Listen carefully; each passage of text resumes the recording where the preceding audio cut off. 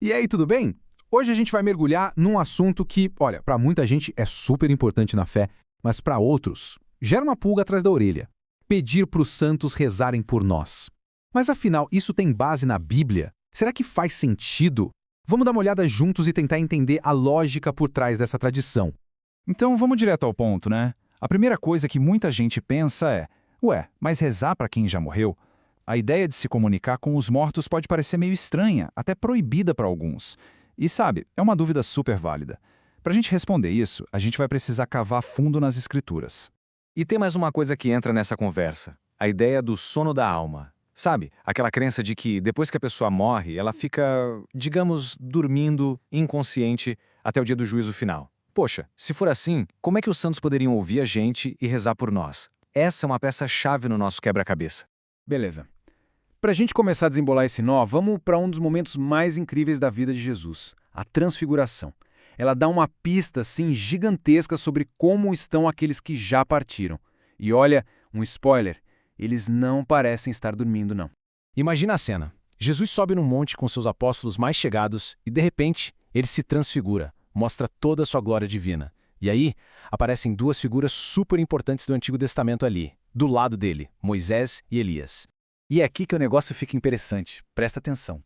Moisés e Elias, que viveram séculos antes de Cristo, eles não estavam dormindo. Pelo contrário, estavam ali, bem vivos, batendo um papo com Jesus sobre a missão dele. Essa passagem é uma evidência bíblica fortíssima de que a vida consciente continua depois da morte, sim. E não para por aí, não. O próprio Jesus reforça essa ideia.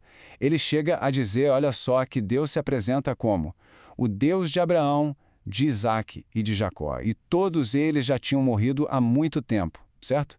A conclusão de Jesus é direta, sem rodeios. Ele não é Deus de mortos, mas de vivos. Ponto. Isso muda tudo. Ok, então até aqui a gente viu que as escrituras indicam que os santos estão bem conscientes. Mas o que eles ficam fazendo no céu?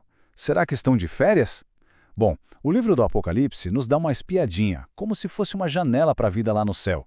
E o que a gente encontra é fascinante. Olha que imagem poderosa que o Apocalipse nos pinta. Os santos lá no céu, prostrados diante de Cristo, segurando umas taças de ouro. E o que tem dentro dessas taças? Perfume? Não. O próprio texto explica. São as orações dos santos, ou seja, as nossas orações de quem está aqui na terra. E eles não estão só segurando as nossas orações, não. A agenda deles lá no céu é cheia. O Apocalipse descreve os santos clamando por justiça, servindo a Deus dia e noite no seu templo. Ou seja, fica bem claro que eles não estão num estado de inércia, de sono. Eles estão super ativos, participando da vida no céu.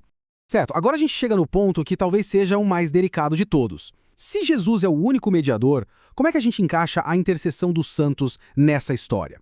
Para entender isso, a gente precisa diferenciar duas palavras que parecem iguais, mas não são: mediação e intercessão. A objeção principal vem daquela passagem bem conhecida. Há um só mediador entre Deus e os homens, Jesus Cristo. Isso é verdade, é um pilar da nossa fé. A Bíblia é claríssima. Jesus é a ponte, o único caminho que nos leva à salvação. Isso é inegociável. Então, qual é a diferença? É aqui que está o pulo do gato. A mediação de Cristo é única, ela nos salva, nos redime. Só Ele pode fazer isso. Já a intercessão dos santos, bom, isso é outra coisa. É um ato de oração. É como pedir para um amigo rezar por você. Só que, nesse caso, é um amigo que já está lá, na glória, na presença de Deus. Para simplificar, então, pedir para um santo rezar pela gente é muito parecido com pedir para um amigo aqui na Terra fazer o mesmo. Todo mundo faz isso, né?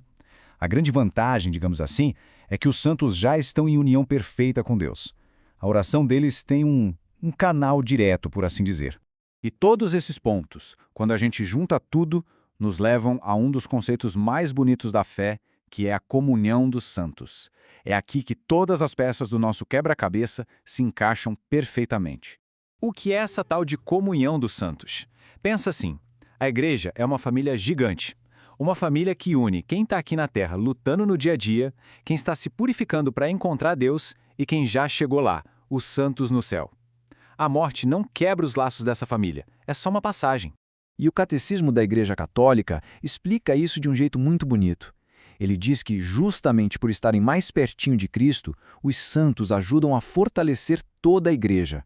O cuidado e o amor que eles têm por nós não acabam com a morte. Na verdade, é o contrário.